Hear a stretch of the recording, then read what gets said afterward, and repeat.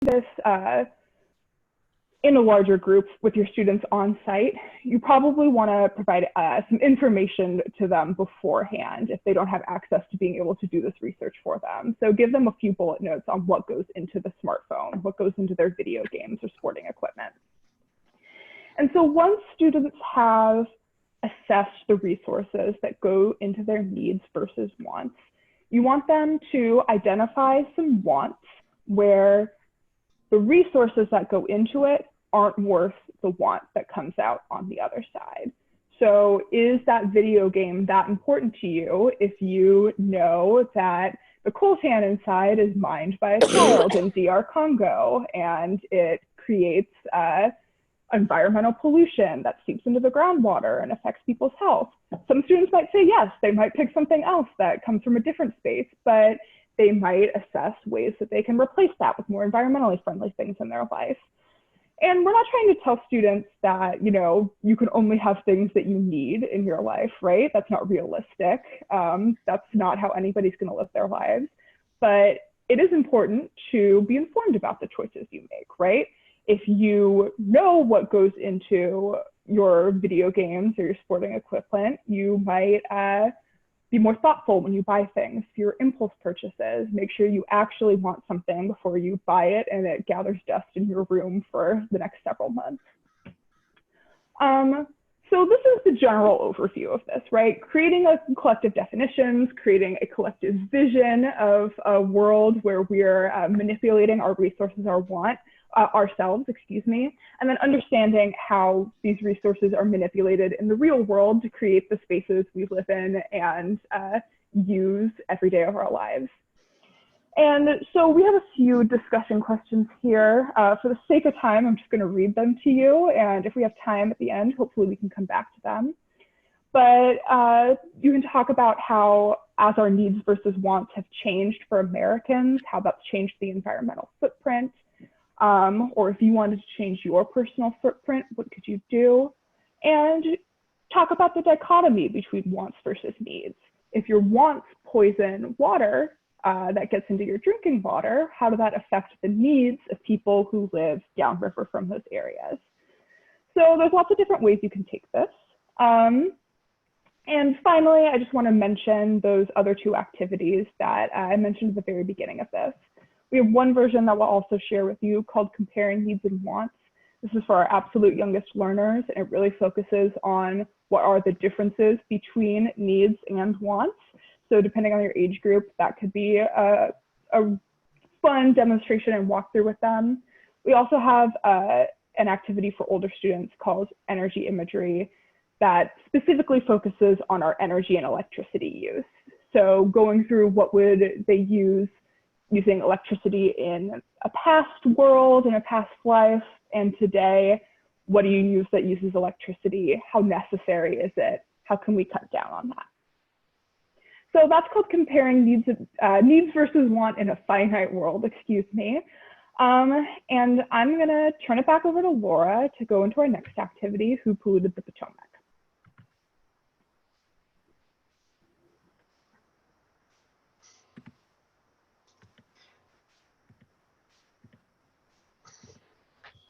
Yeah. Goodness. Hello, everyone. Thanks for bearing with us. Anybody have any questions about that? Or thoughts about integrating it into their own practice? You're welcome to insert something into the chat bar or unmute yourself and share.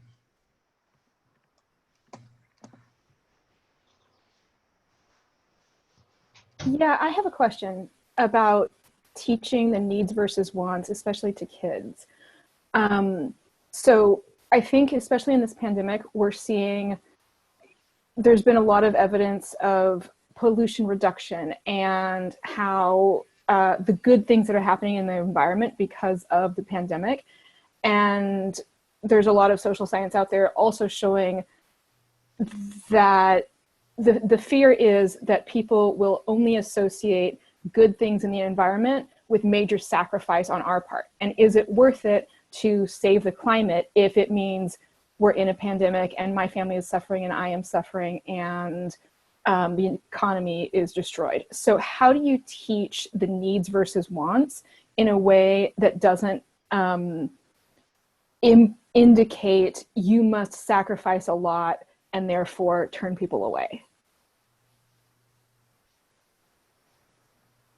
I have some of my thoughts. Abby, do you want to jump in first, or I can jump in? Laura, you can go and I can add on as needed. Sure. Well, first off, when I teach this activity, I let it be a student-driven conversation. So I let the students take the lead in defining what needs and wants are. All of our students are so different and coming from so many different places, culturally, economically, geographically, and what defines need and want for them can vary quite a bit. So I think having some of those conversations with students, having them express the why behind what's a need and a want, can help your students understand that there's great variety amongst themselves. So what one student considers essential life, it's not as necessary for another student. So we're not talking about sacrifice, carte blanche across the board to get to a sustainable environmental level. We're talking about small changes in individual ways with different objects where other students in their group might already, might be living in a different way and using resources in a different way already, and can speak to a different level of sustainability in a way that's not a burden, if that makes sense. That's my first thought on it. Abby, do you have any other thoughts? I think it's also, yes, we've seen pollution and certain things of those levels go down during the global pandemic, right? But not to the point where it would do enough to create these like massive environmental changes that we're talking about. And I think we should emphasize to students that though they can make their own personal choices, and that is part of this activity, right? Like maybe choosing not to make a consumption-based decision at various points. I think it's also a valuable conversation to have in conjunction with this, that these are overwhelming processes that we as a society have decided on together. And it's not up to individual people to sacrifice. It's up to us to put our brain power together and to make adjustments to our entire global way of life in order to get these changes. Like I bring up the coltan and the silicon and stuff like that because these are unavoidable things to use something that is like a really important part of people's lives right now. It's really hard to interact in the world if you don't have a cell phone or access to technology and stuff like that. But there's no way for us to get around it through current production paradigms. And I think we want to encourage students to think about their own individual choices, but also to think about global overall supply chains and the decisions that go into that. So does that make sense, Laura? I hope that's helpful in some way. I'll let you add on to that if you have any other thoughts. How about you, Jeanette? Did that clarify some of our thinking behind this activity? Awesome, thank you. Thank you for that question. It's a really important one. All right, our next activity moving forward is called Who Polluted the Potomac? This is going to be in story. If we were in person, you would have a character to play. But for now, you get to kind of sit back and relax and listen to the story. I am going to, let's see here, rearrange my desk just a little bit to bring a giant bowl in here. It's one of my props for the story. So we're going to take a look at a river in our own watershed here in DC, and we're going to think a little bit about the changes that people have made to this watershed over the years. So I have a story to read. I have cut it down. The original story is quite a bit longer and has additional characters in it. Periodically, I'm going to mention characters. In person, students would be playing the roles of these characters, and they would have these little cups with mystery ingredients inside. And when their character's name is mentioned, they'll come up and they'll add their ingredient to the river so that we can see how humans have impacted this watershed over time. So, Laura?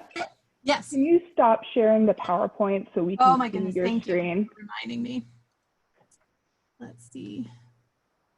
Oops, where is my stop share? There it is. Thank you.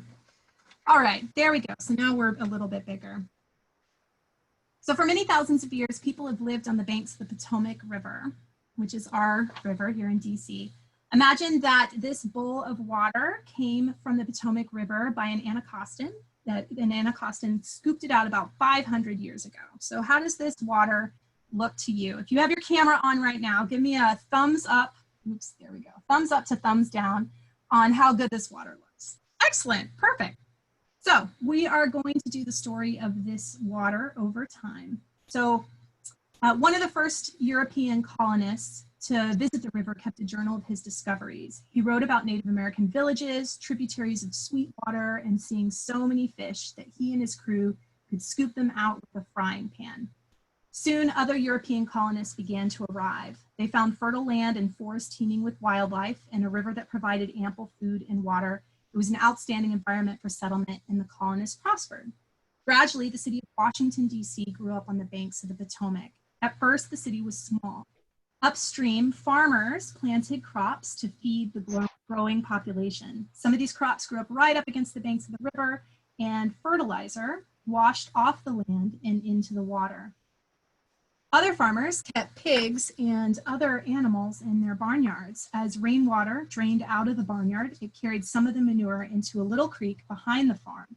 And this creek then flowed into the river. That's my favorite one, by the way. So how is our river looking now on a scale of thumbs up to thumbs down? Excellent. So on a scale of thumbs up to thumbs down, or if you want to hit the yes button, just to see, would you be willing to eat fish out of this river? Ooh, yeah. Okay, would you be willing to swim in this river? Oh, yeah, okay. Anybody willing to drink this river?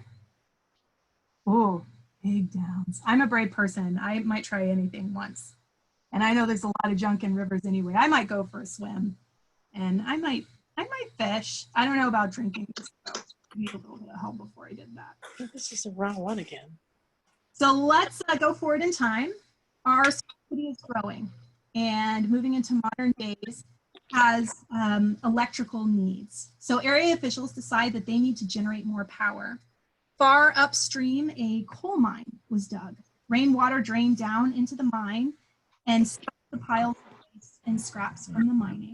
It made the rainwater become acidic, sort of like a strong vinegar. Then the acid water trickled off of the banks and back out into the river. So Washington, D.C. is now one of the largest cities in the country. Traffic congestion is a big problem for commuters who drive their cars to and from work. Car exhaust fumes cause acid rain, and if a car is not kept in good repair, it can also leak oil or other fluids, which should be washed off the pavement and into the river with the next rain.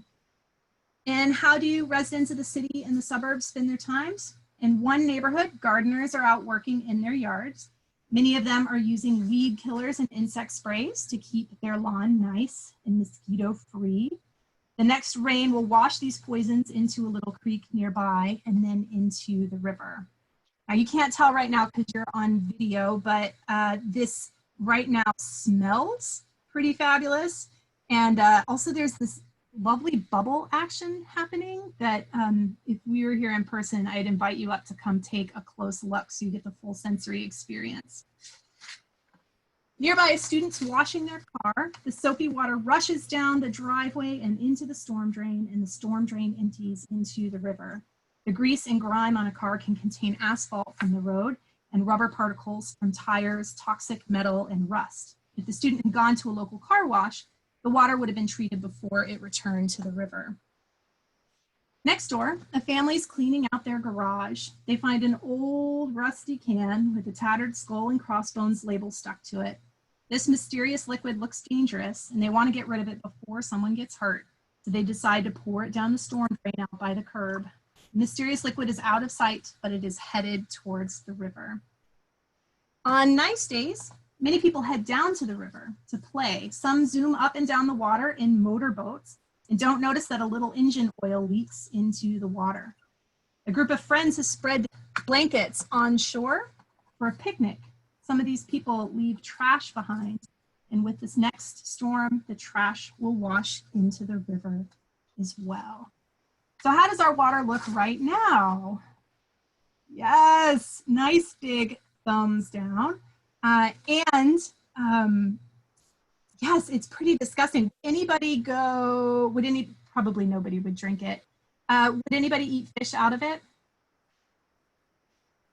How would we go about figuring out if this is even safe for the animals that lived in this ecosystem? I mean, we've been focusing on human impact, but I mean, this is gonna affect a whole ecosystem with everything that lives inside of it as well.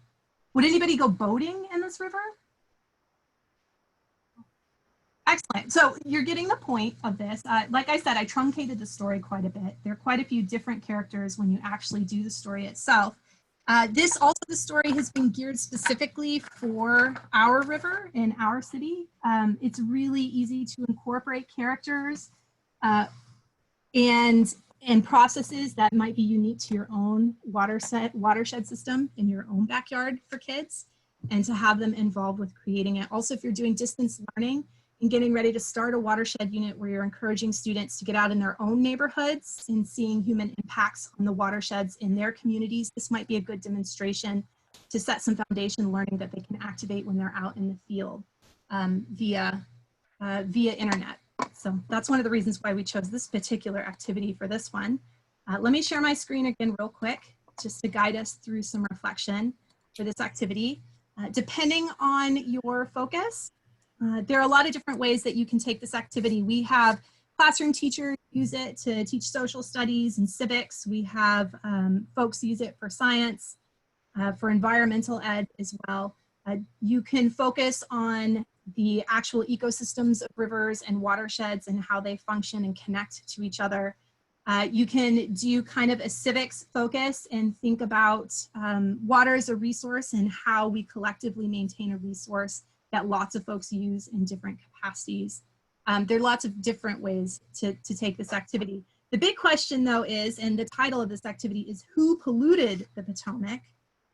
And probably the answer that you'll get after sharing this with students is, we all did. So usually my favorite way to bring this activity home is to have students think about a particular character that they had, whether they were farmers or barnyards or washing their car, and think if there is something that they could have done differently to prevent that particular item from making its way to the Potomac River. So what's an action that individuals or communities can make to help preserve the health of their watersheds and ecosystems? That's usually the direction I like to take this particular activity when I'm doing it. Just a housekeeping note, I wanted to show you everything that I added to this bowl is non-toxic. Most of it came from my kitchen. So if you're thinking about using this with kids and worried about kids handling these items, they're all pretty common items that were in these cups. This is the full list of characters from this particular version of the activity. I also wanted to note that we have an additional version of this activity called Who Polluted the River?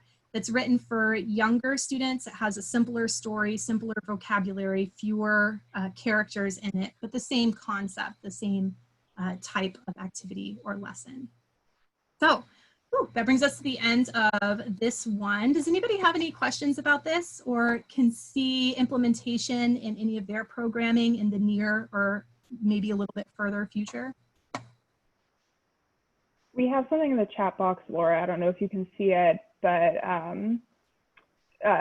doing this activity with flowing water to see how the pollution affects people downriver. I don't think we have done it specifically that way, but that's a really good idea. That's a really excellent way to extend the learning for this. I can imagine students building their own watershed, maybe laying out their own imaginary watershed with human development and natural development, and then running a disgusting bowl of Potomac water through the watershed to see how it impacts the mini world that they built out in the woods. I love that idea for an extension. That's great. Great. Well, thanks everyone. Let's move to one more activity. This one we're going to be working in small groups. This one's called Ecoethics. And for this one, we're going to present you with a handful of different environmental dilemmas that we think are realistic for some students' life. This is written for middle school age students, so a handful of different activities that students may have run, or a handful of different situations that students may have run across in their own lives. What we're going to do for this activity is we're going to break into breakout rooms. to simulate doing this if I were doing this in person in the woods. Each breakout room, we're going to pop into your breakout room and copy and paste a dilemma into your chat bar for y'all to discuss. There are a couple things that I want you to keep in mind while you think about the individual situation your group's going to receive. First is, we are hoping that you'll channel your inner 6th grader or 7th grader and think about how students would respond to these particular scenarios and think what their response would be. What we're looking for in this case is not what the morally correct or environmentally correct response would be, because every 7th grader knows what they should be doing. What we want to think about is what kind of responses are most realistic to the students in this group or to you. So not what's most ethical, but what's most realistic. Also keeping in mind that we all come from very different backgrounds. We have different life experiences that are going to inform our responses, and what's correct for one student might not be correct for another student. And so for all of us, setting a space where we're comfortable sharing our own personal thoughts and ideas and putting some of our own background out there so that there is no right or wrong for this discussion. It's just what we think of in our particular groups would be the best choice for us. In your breakout groups, you're going to have about, I don't know, 6.2 minutes to discuss. I'll send out a 1-minute warning if you think your group needs a little bit more time. You're welcome to message me back and take a little bit more time. If you finish up early, come back to the main room when you're done. If you, let's see, I had one other thing that I wanted to since Abby and I are going to be coming individually to each break room to give you your scenario, it may take a moment for us to reach your particular break room. So hang tight, take a moment in your small groups and introduce yourself to some of the folks that you're in a small group with. Maybe share who you work with and what kinds of students you work with, or maybe one of the challenges you or your organization is trying to tackle in preparation for your summer programming or for your fall programming. And hopefully we will be there shortly. So any questions, logistics before we get started and jump into breakout rooms? All righties, here we go, folks. Cross your fingers that everything works as planned, and we'll see you in a sec.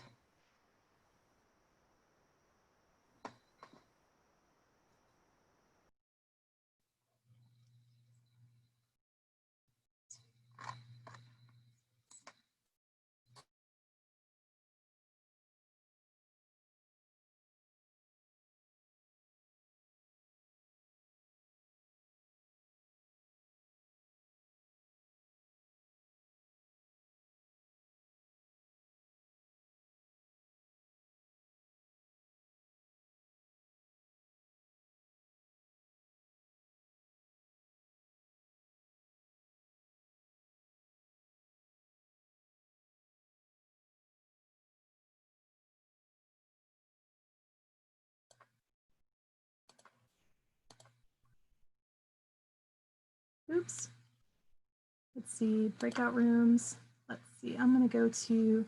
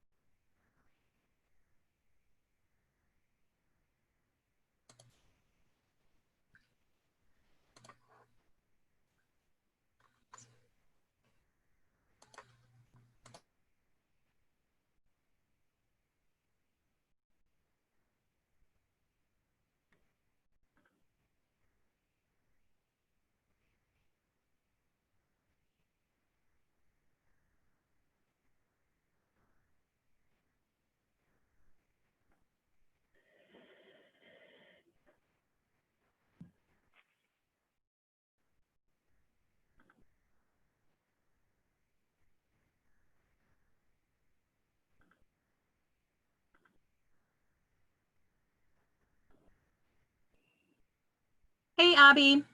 Hey. I have no idea how to get to the breakout room. Yeah, I don't think you can. You're not in breakout room 2? No. Not. Oh, okay. I was in one and I gave them a dilemma, but then I left because I thought maybe I could get to another one. No, you can't. Oh, sorry.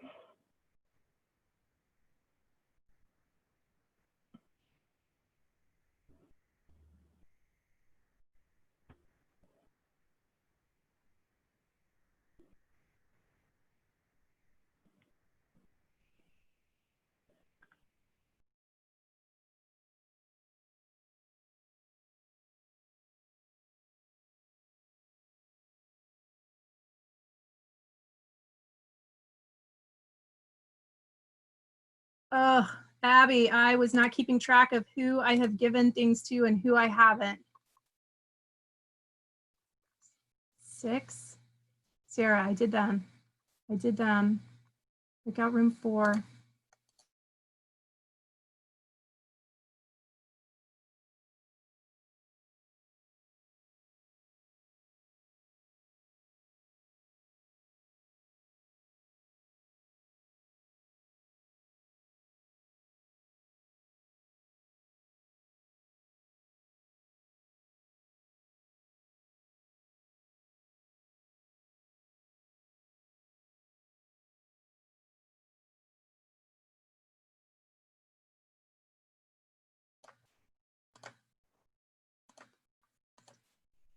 Assign to 2. All right, let's see. Broadcast a message.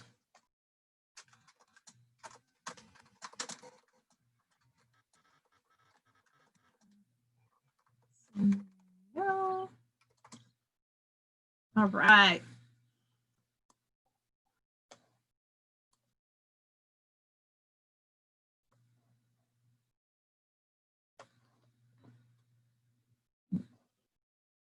Are you there, Abby? Yes. Oh, okay, cool. I was just typing, so. Here. I just sent, oh, I should open the chat bar. Okay. So fun things to, so this is what Carol and I figured out the first time we did this, is that co-hosts can't hop around from room to room. They can only go to the one room they're assigned. So that's an annoying thing.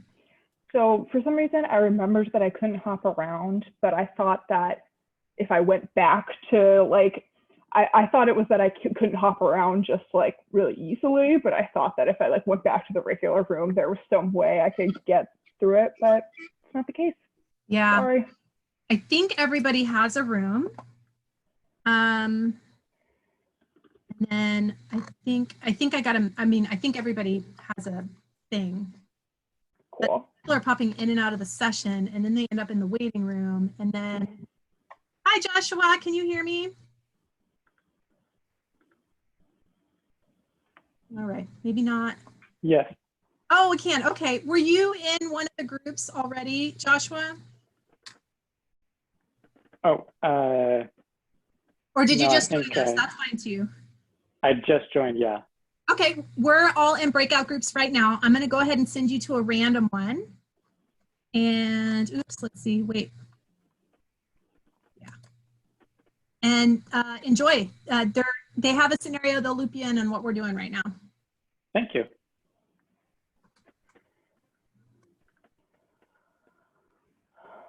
I'm going to try to go through green spaces really fast because we're not going to have enough time to. Oh my gosh, you are absolutely right. I'm sorry. No, that's fine.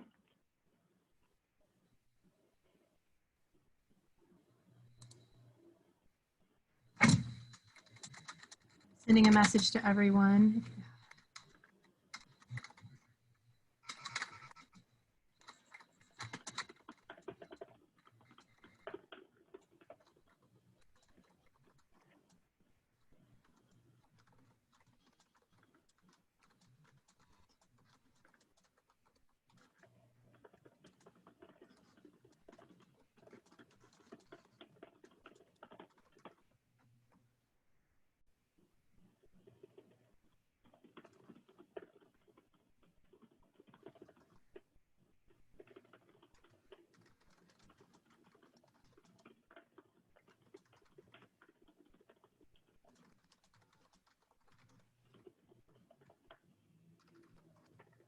Okay.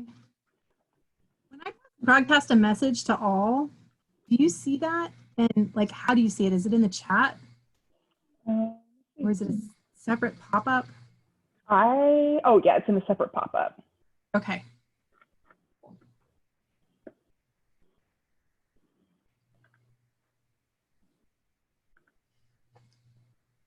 It's also nice to have a little bit of a break for a second in the breakout rooms.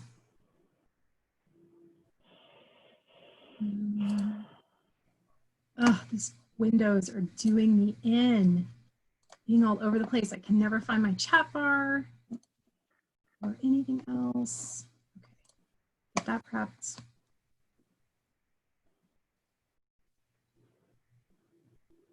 All right, I feel like I should give them a time check. I'm gonna give them a 2-minute warning. Sure.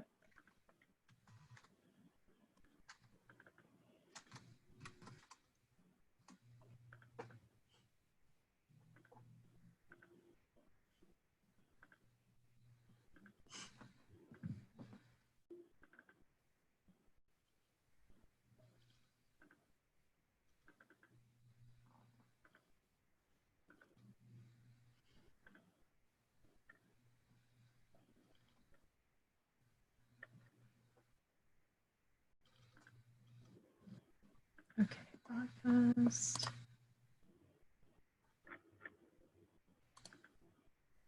Jones. Shoot, how do I do the, oh, I forgot how to do the time. Like Zoom will do a time, like a 1-minute warning. Oh my God, I'm gonna have to Google it real quick.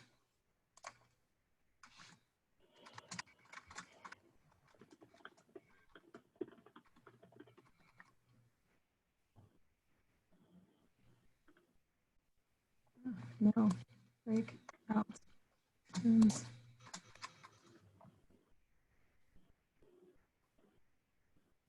Oh, I see. 50 participants. We gotta get going because we only have 14 minutes left, and since this is a conference, I know we can't like go over time because people have more sessions to get to. The room's not started. Timer. Okay, after closing the breakout. Okay, I'm gonna do the, shoot, okay, I can't remember how, whatever. People are just gonna have to deal. I think I put like this closed. Do you have the little breakouts room menu pop up? No. Okay. Okay, good. 60 seconds. And then they'll start coming back, hopefully.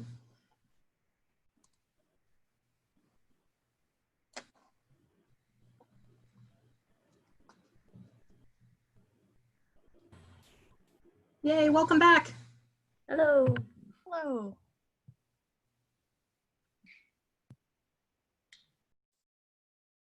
Yay.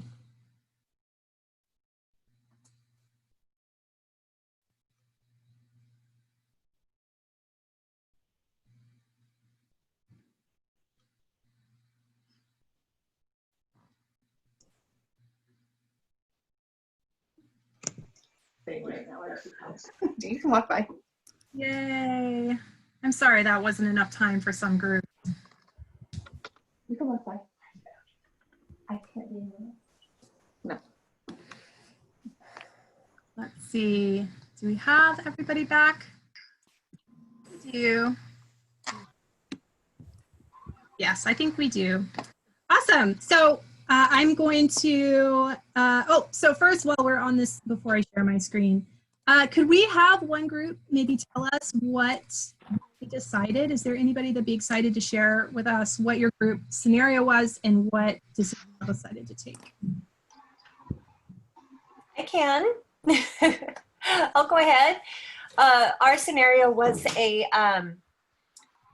if posed to the students that the student lives a little bit further from school to walk, not quite within walking distance of school, and they have an option of taking the bus or driving in a car, and the bus uses less gas. What should they do?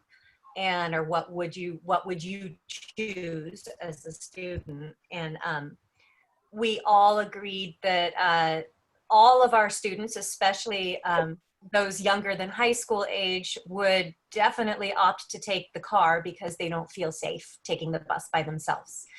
And these are middle school students we're talking about. There was an additional it depends on the situation of the child. So I teach in the city.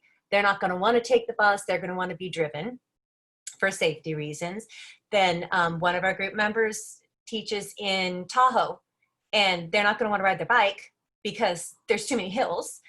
And another group member teaches high school students, and they have a whole social stigma with, they have their own cars and they want people to see them driving their cars. So they're not going to get a ride or drive the bus when they can drive their own car to school. One situation that I thought was really interesting, one of our group members presented, was at her school, and this is the high school, they have students can ride their skateboards to school. And they can leave their skateboards. There's a rack in the office to keep them safe. And that's something I would even present that to my own middle school as a possibility, because we don't allow skateboards on campus. But I know that a lot of our neighborhood students would prefer to ride their skateboard to school if that was an option. So. It's great. One of the reasons I love this activity, and I think you highlighted it perfectly, Tanya, is that this can be a good jumping off point for talking about community engagement and community action. So making change in their own community so that they can make choices that they want to make to be both environmentally friendly and to meet all of the cultural and safety and other concerns that they might have in their own community. That is perfect. Also encourage your kids to make up some of their own if you like as well, because I think that that's a great natural next progression for this particular format of activity. This is what the cards look like in the lesson plan, easy to cut up and laminate and throw into a field pack for a break on the trail. I also wanted to mention that we do have a younger version of this one as well. In the version shared with you, some of the scenarios are not appropriate for all students, so you would want to screen them just to make sure that the scenarios are appropriate for your particular group, as you would anything else. Great, so I'm going to hand it back over to Abby for our last activity, and then we'll share with you a bunch of resources after that. Yeah, so I'm going to go through this last activity super quick so we can make sure that everyone we have time to go through all over, excuse me, all of the resources. This activity is called Green Spaces, and it's kind of incorporating city planning and this environmental learning and understanding how to integrate green spaces, hint, hint, that's the title, into the urban spaces that we live in. And you start off this activity by having students guess or discuss how much green space, in this case, grass is what we're specifically talking about, would be needed to make a day's worth of oxygen for one person. And, you know, most students, or to be honest, most people don't have an intuitive grasp of that, right? It's not something we think about, but it would take about 25 square feet of grass to make all of the oxygen for one person. And you can adjust this, if you're willing to do a little bit of research, to any kind of greenery that you have around you, right? Hopefully we don't have too much green grass. A lot of places now, it's becoming less trendy. But so you can adjust that as needed. But you want your students, whether they're distance learning at home, to make their own space using string and some kind of heavy objects to make the corners, or if you're working together in the field, all together in a group, having students make their own individual 25 square foot plots and having the students put them all together. So being in the same space to visualize just how much space is needed to make enough oxygen for every single person who lives or who's in your group of students. And when students see that physical space, they'll start thinking about that greenery versus the world that they see around them. And they might know that for, you know, the 4 or 5 people that live in their house, for instance, there might not be that much green space around them to accumulate the oxygen that they would breathe every day. And you can go into, of course, the discrepancies between where green spaces are located, how people in the city or more urbanized areas get resources from greener areas. But once students are aware of that status quo, you want to go into how you could design a city that would actually meet all of the oxygen needs of the people who live in it. So in the lesson plan itself, there are some worksheets that we have associated with it, but I wanted to share with you some distance learning adjustments that we've made right now. And this is a Google sheet, and Laura and I will send you the link to this in just a moment. But the first sheet of this walks students through a city, and that city has a grid, and each square on that grid is designated for a specific thing. So there's 92 squares for houses, and this many spaces for public facilities, all of the things that go into a city, and all of the spaces that you see around us in urban environments. And if there are 225 squares, you want students to calculate, once you've met all of our urban needs, how much is left over for those green spaces that create the oxygen we literally need for life. And the students will go through and imagine, if 90 people lived in the city, how much green space do they have and how much do they need? And spoiler alert, there's not enough green space to support all 90 people in that city. So the next part of this is for students to assess what they see in the city right now and adjust it for more green spaces. So what kind of land could you change and what about it would change? And students have to be realistic about this. You can't get rid of all of the houses in the city, right? You could replace it with all green spaces, but it wouldn't really function as a city much anymore, right? Students get really creative with this. They say, oh, let's add some rooftop gardens that grow food, or let's stack the the railways on top of one another so you can consolidate the amount of physical space that our need for roads and transportation take up. And students work through it one by one, and they imagine how they would transform it for everybody. Finally, we have an entire brand new clean grid that students can name, and they make a grid with green spaces and anything else that they think is necessary to include in a city. So they can designate however many spaces they want for houses and anything else, entertainment, roads, all the things that are incorporated. But what happens to your city design if you focus on the green spaces first and foremost? So we have a couple of different versions of this. We have a 225 square grid, and we also have one for 900 square grid. So depending on the age of your student, how much time you want them to spend on it, how in-depth you want them to get on the organizing, you can make a copy of this Google sheet and delete any extraneous sheets and send your students the one that is necessary for them. All of this entire activity is also included in worksheets in the lesson plan itself, but we found that doing it in this, in this grid format on Google Sheets has been really valuable for distance learning, especially right now. So let me go back to my my slideshow. I know I just went through that activity super fast, but I wanted to make sure that we have time for a couple of questions and for me and Laura to give you all the information that you need. For some reason, I cannot see my chat box right now, but are there any, we're good, Laura? Cool. Okay, so do I see someone raising their hand? They're just being thinking, okay, cool. So thank you so much for attending our session, first and foremost, and for listening to me and Laura go through all of these activities. We just want to go through a couple of housekeeping things to make sure that you have access to all the things you need to do the activities that Laura and I just talked about and access our curriculum libraries. First of all, Laura is going to post a link to a Google form in the chat box. This is, we use for an evaluation to get better at doing webinars, because just like you all, it's been an abrupt transfer to the online space rather than being able to work with you all in person. What worked well, what we can do better for next time.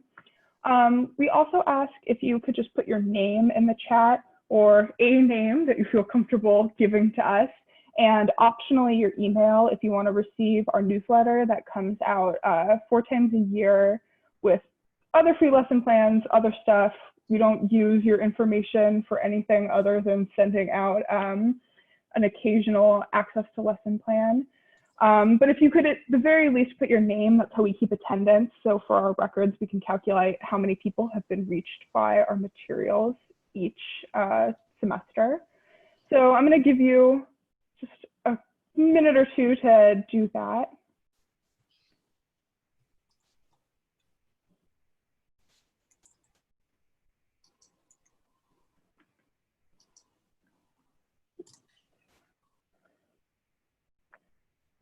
Laura, will you give me a thumbs up when we're ready to move on?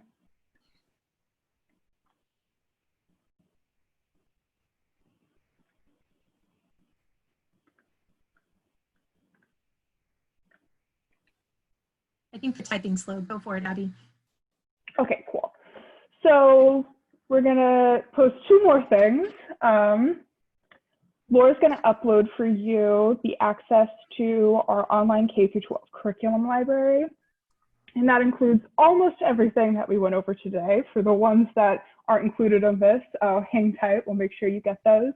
We have 60 lessons, readings, charts, maps, etc. They're interdisciplinary, they're for a variety of grade levels, so they may or may not be appropriate for your learning space, but I encourage you to take a look at any and all of them that catch your eye. We've been so fortunate to work with so many educators who either they do them right as they're written, but they also make amazing adjustments and use them as launching off point to incorporate all sorts of other things into their educational platforms.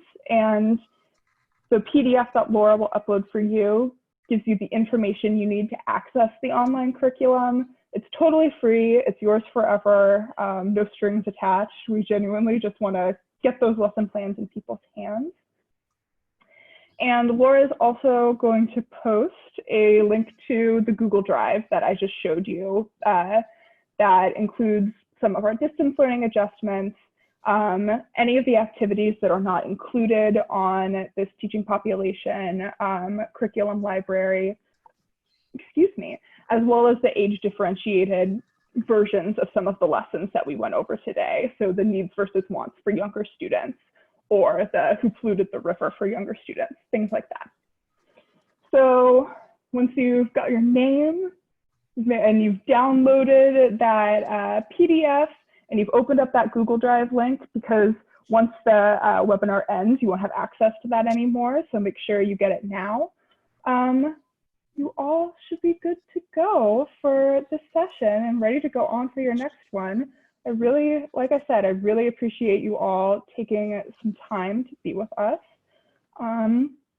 Here's all of our information. Laura and mine's emails are up there. Feel free to email us with any questions you have. We love hearing from educators. So even like, no matter how big or small, you can email us anytime. And here's all our social media pages. I particularly recommend the Twitter because that's the social media page that I run. So I would love to see you there. And yeah, thank you. I had something I wanted to add. Yeah. Share questions, please. If you need to get out, then feel free to run up, stick around and ask questions. We'll be here for a bit. I was just going to say, just real quick about the scenarios that we just did. I was talking with my group about it, but I thought it might be some way to use those in like a town hall style Zoom distance learning setting. We do one in person with like 160 to 200 kids, and they are in different groups. Depending on, we assign them different groups that they're in charge of. Like for my scenario that we just had was that there was a green space that the city was thinking about turning into a skate park and a basketball court and, tennis courts. And so you could have groups of kids be different interest groups. One group of students represents the kids' opinions, and then another group, maybe another breakout room represents the, the nature conservationists, and so taking that and somehow turning it into a forum of somehow using it in a forum like this could be interesting with a class of 20. You could do it with 40, 50 people. I don't know. Yeah, we have, I mean, that's a great idea, first of all. Like, I think that's a really great idea. We have a couple of other activities that I believe are both on teaching population that kind of incorporate that town hall, like debatey type thing. One of them is called Trash Trouble in Paradise, and it's about a real life scenario of placing a landfill in Oahu, I believe. And it's 3 different communities who all have different groups, and you assign students to groups of the different communities and give them fact sheets and they all have very different interests and needs in their communities because of the people who live there. And then you have a town hall debate where students debate in front of the city council, that is a small number of students in their own group, about where the landfill should be, where it shouldn't be. We also have an activity called Take a Stand, where students indicate how much they agree or disagree with various like hot takes, is the only way I can think of them, in like the environment and the world around us. And students have to try to convince one another to come to their side or another. So I bring these up only because like eco-ethics could work really well in conjunction with those for even a longer unit than just one activity. And what a great idea for taking an issue in your community and turning it into that town hall format. So it's really specific to the kids and they have that real life sense of place and investment and the outcome. Right. Yeah, making it very local for them. And then having, I agree with having some of them be the jury, so to speak, and they can have their final say. Anyway, it sounds like you all have some great curriculum. I'm looking forward to accessing it and using it. Thanks so much for coming. If anybody else has questions, feel free to chat them or to unmute yourself and just ask.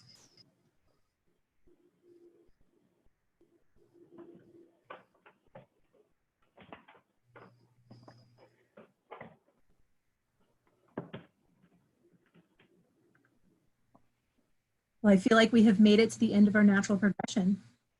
So if nobody else has any questions, then I think I'll go ahead and close out this session so that you can head on to your other sessions this afternoon. I know there's some really great ones on the agenda. So no questions, just gratitude. Thank you all for sharing.